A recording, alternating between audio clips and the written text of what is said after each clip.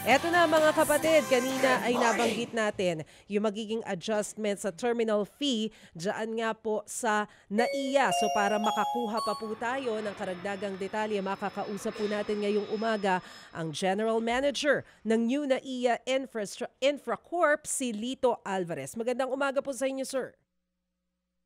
Maricel, magandang umaga sa iyo at saka sa inyong mga tagapakinig. Opo. Sir Lito, pakipaliwanag nga po sa amin. Medyo malaki-laki po kasi yung itataas nito simula September 14. Tama po ba?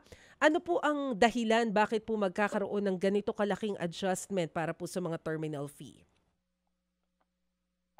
Actually, yung terminal fee na yan ay nakaset na yung rate na 200 pesos for domestic at 550 for international departing passengers. Nakaset na yan as early as year 2000. So wala pang naging adjustment since then. Ngayon lang magkakaroon ng adjustment. So yung 200 magiging 390, yung 550, 950 pesos na effective September 14. Nagkaroon kasi ng privatization dito sa NAIA at nagkaroon ng terms of reference dun sa mga nag-participate sa bidding.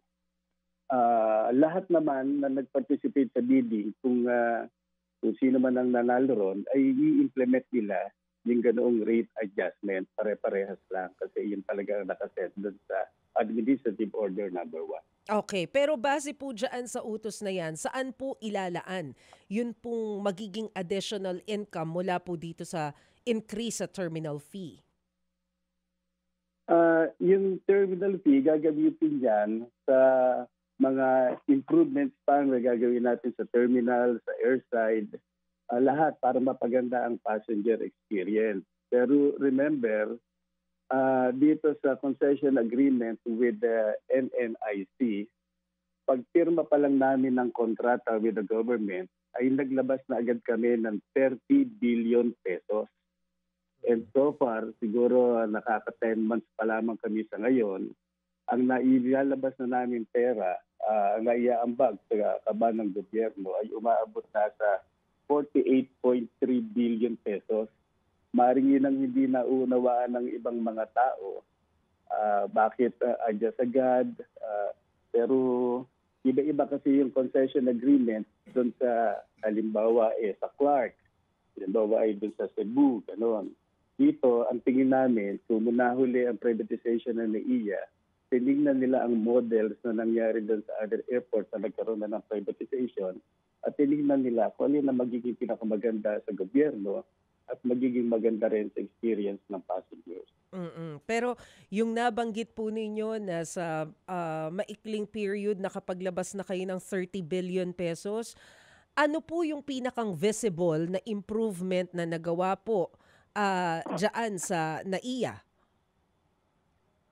Kung napakarami naman natin na mga pasahero na dumadaan dito sa NAIA, dati sinasabi one of the worst airports in the world ang NAIA. Ngayon, pag mga dumarating dito o umaalis, nagtataka nga sila bakit sinasabi pang ito kasama sa worst airports in the world eh.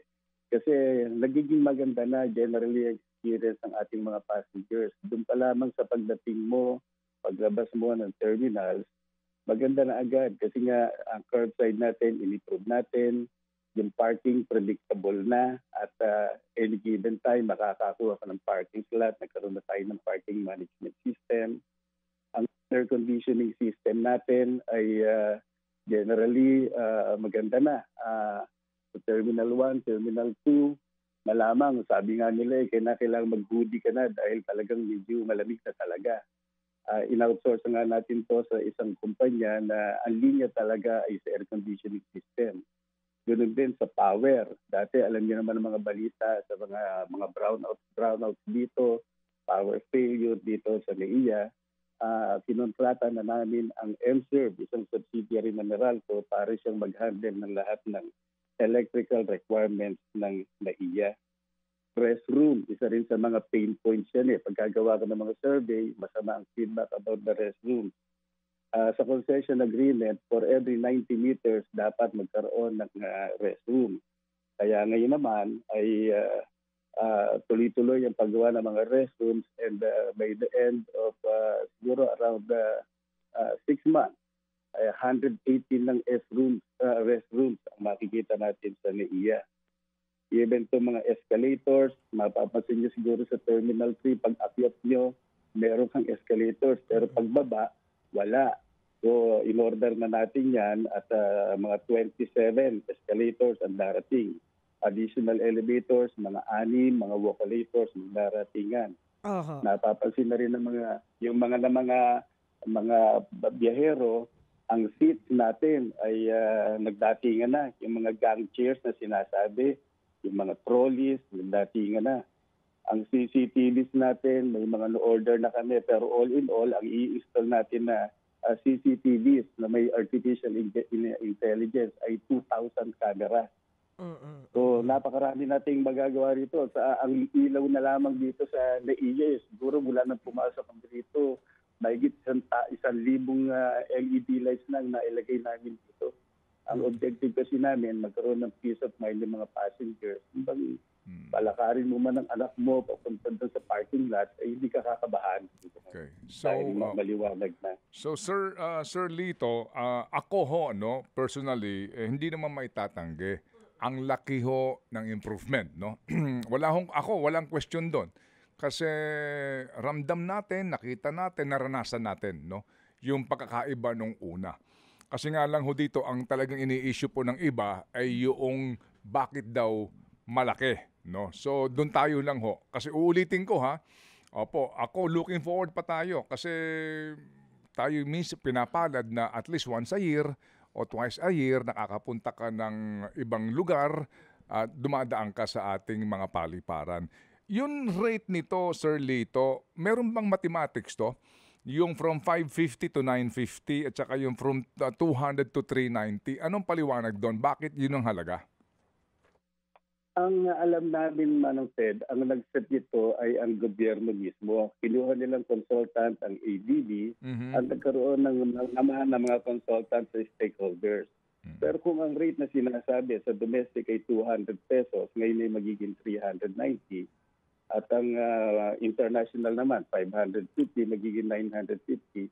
Pag kinumpit mo yung impact ng inflation, say the past over 20 years, ay mababa pa nga yun. And then i-compare natin ang ating mga rates na ito with the comparable ASEAN countries, yung mga terminal fees, ay mababa pa rin naman itong sa atin. In fact, sa ngayon nga, sa ASEAN, isa na siguro sa pinakamababa sa atin. Pag-increase ito sa September 14, ay compare mo sa Singapore, may mahigit 2,000 ang terminal fee ron. Maaaring hindi rin lang nararamdaman ng mga pasahero dahil nga naka-built-in na sa kanilang mga tickets na binibili. Okay, sige. So, kumbaga, mismong gobyerno na kaninyo, no, ang nag-set nito. Oo, Manong Ted. At yun nga sinabi ko na kung sino man, it just so happened na naging mapalad kami na kami ang nanalo rito with 82% of the revenues being shared. Kung sino man ang nanalo nito sa bidding, hindi naman ang rate na i-impose nila eh. Dahil dapat kasi sumunod ka sa rate na itinakda ng gobyerno. Yes, kasi nga dito meron kayo regulator pa din, ano ho. All right. Yes. Sir Lito, itong dagdag na ito, ganun pa rin ang proseso, meaning inclusive na ito pagbili mo ng ticket mo. Yes, gano'n na ang setup. Matagal na Yes, kasi nga dati kasi pumipila pa tayo para magbayad ng 550, remember before? Malaking istorbo, di ba? Panibagong pila, kaya naging na ito kasama na pagbili mo ng ticket. Okay. Ito lang sila, no? Kasi nung binuksan ang bidding nito, itong NNIC, ang kanilang touring dito, kaya nga marami nagtaka tama ba? Kumikita ang airport, tama? So, ang kita ng airport, meron kayong ibinibigay na share sa gobyerno, right, Sir Lito? Yes. Okay, sige. Sa bidding na ginawa ay 82.16% ang ibinigay natin sa pamahalaan. Yon. So, kumbaga, Sel, no? Ang kita ng airport, kumikita po sila sa napakarami pong ito nga po, gantong uri po ng mga charges, no? 82% ang ibinibigay nila sa gobyerno.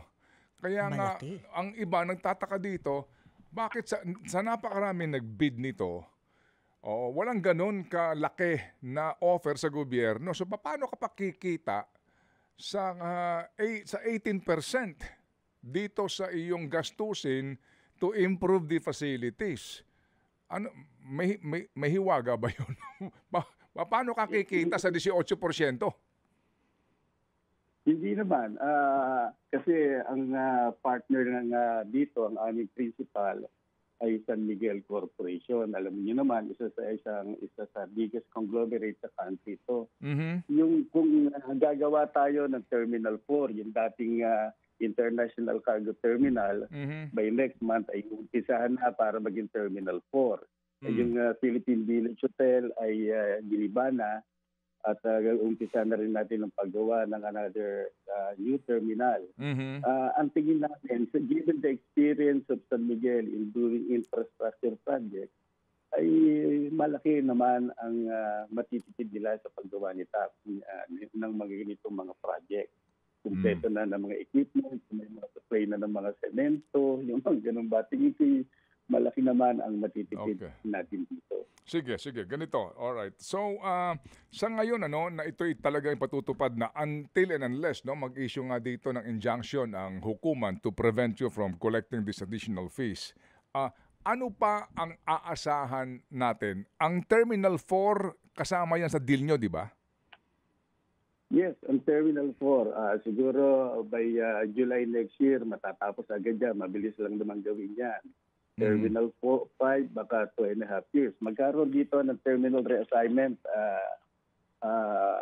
para mapaganda natin ang distribution ng passengers habang hindi pa natatapos yung Terminal 4 and Terminal 5. Ang 4-1, ang Terminal 1 sa ngayon na andyan ng Philippine Airlines na international, gagawin natin ito ay magiging para sa Cebu Pacific, international at other low-cost carriers. Ang Terminal 2 at ang Terminal 4 na magagawa ay gagawin natin all domestic terminal.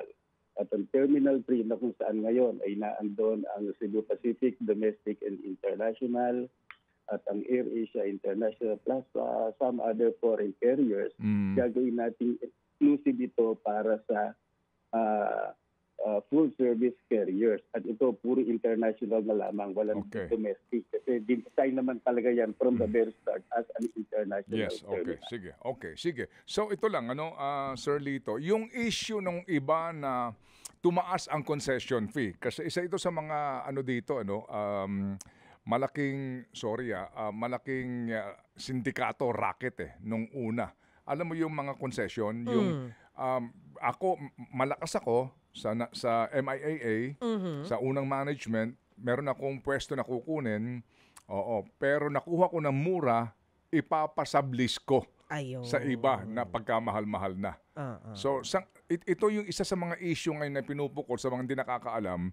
Magkano ba ang rentahan dyan para sa mga restaurant sa loob, sa mga tindahan, etc. Sa ating, halimbawa, yung NAIA Terminal 3, for example? Ang standard rate minimum na sinacharge ay 710 pesos per square meter.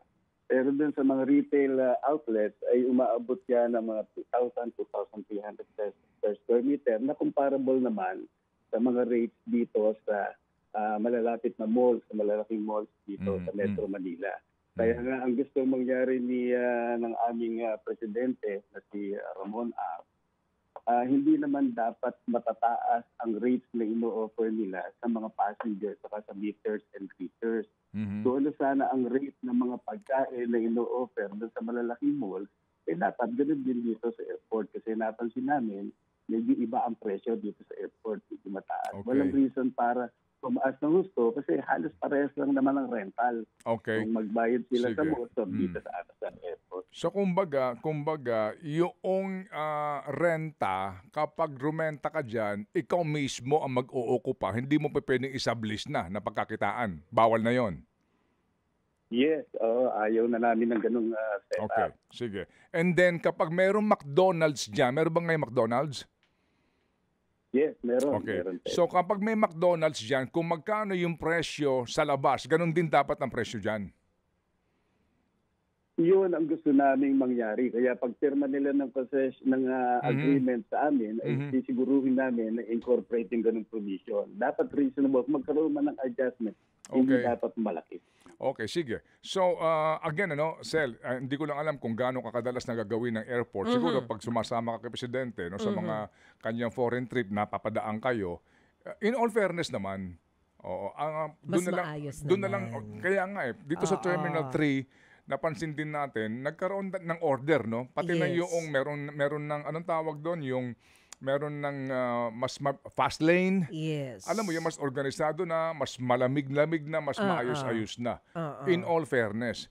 Pero meron lang tayong iba pang napapansin, Sir Lito. Halimbawa, dito sa Terminal 3, kapag naando ka na sa pre-departure area, yung amoy ng niluluto, kasi parang wala silang exhaust eh. Napapansin mo ba yon doon sa may walk-a-lator? Buong lugar na yon nangangamoy niluluto doon sa restaurant eh. Aayusin natin lahat yan, Ted. Kung mapapansin mo, marami mga areas ngayon ang naka-board up dahil magkakaroon tayo ng major renovation work doon. Okay? Magkakaroon tayo ng malalaki na food halls. Magkakaroon tayo ng mga retail outlets na magaganda. Sisiguruhin namin na pag lagay nila, pag open up nila rito, ay magaganda ang exhaust system na makikita nyo. Okay. Sige. At saka, sir, yung walk-a-later na hindi gumagana. Oo. Yes, sabi nga sa inyo, kanina, yung vocalators, magdadagdag pa tayo ng 6, Terminal 1, Terminal 2, escalator, 27, lahat yan. Yan Okay. in order namin. Sige. Ito pa, meron ding feedback sa Terminal 1 na yung mga porters natin, hindi naman sa minamaliit natin ang kanilang trabaho, yan po'y marangal na trabaho, pero yung gauwi daw, sa arrival, alam mo yon yung iba nangangalabit ng pasahero, yung iba kapag kasi nga may hinahanap silang bagahe, binabalibag yung mga bagahe. May mga ganung mga reports na para bagang, sorry third world ang gawi pa rin doon sa operasyon na. Ito ba yung nababantayan ninyo, Sir Lito? Yes, Manong Ted. In fact, marami na kami mga nahuli ng mga ganyang sistema ng pagtatrabaho. Marami na kami inalis sa trabaho. At meron din mga illegal na pumapasok, nagpapanggap na sila ay authorized reporters na nahuli na natin. Itong porterage system natin dito, ninana na lang namin to sa dating namamahala, yung MIAA, pero ito up for bidding na. Siguro in the next 2 months, ay award na namin. Malalaman natin kung sino ang mananalo. Pero we're making it very clear na kailangan ayusin ang trabaho at kailangan maging maganda ang experience ng passenger. Okay, sige. So again, sa gitna ng lahat ng inyong binabanggit nga na improvement, again, meron pa rin tumatawag sa atin ng worst airport, no? Oo, yan ano ang tugon nyo doon, Sir Lito? In the next few months, establish lang naman namin ng baseline data rito eh. Pero in the next few months, mag-aspire na tayo to become one of the most improved airports. Sa aming first anniversary, September 14, Manong Ted, matutuwa tayo dito. This will be a source of pride for our countrymen. Darating na yung ating passenger processing system. In-engage namin ng services ng Collins Aerospace para magkaroon na tayo ng mga dun sa self-check-in, self-bag drops, yung biometrics system. Yung mga nakikita natin sa mga modern airports in the world like Singapore, Hong Kong, Haneda, ganyan, sa Dubai, magkakaroon na rin tayo dito. At through the proper coordination with Europe Immigration, magkakaroon na rin tayo ng marami modernized na e-gate system with biometrics. Ito ay project sana ng Europe Immigration, pero alam mo naman na manungtad sa gobyerno matagal ang bidding process. Nagkakaroon pa ng mga padyaryo, failure of meetings, things like that. Medyo nainis na si aming presidente, si Ramon. Ang sabi niya, tayo na lang nga mag-donate yan kung magkano man yan. So by the end of the year, December, ay magkakaroon na rin tayo ng modernized at napakaraming e-gate dito sa ating paliparan. Okay, sige. So salamat na marami, sir, sa inyo pong panahon at paliwanag.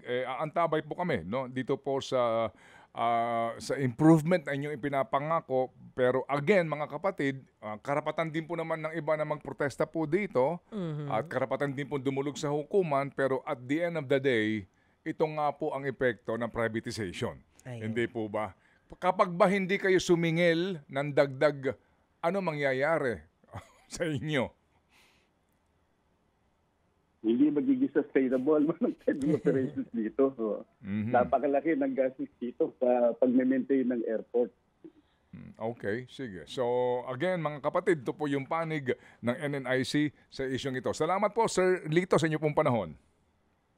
Maraming salamat, Manong Ted, Marcel, Opo, salamat. Thank you.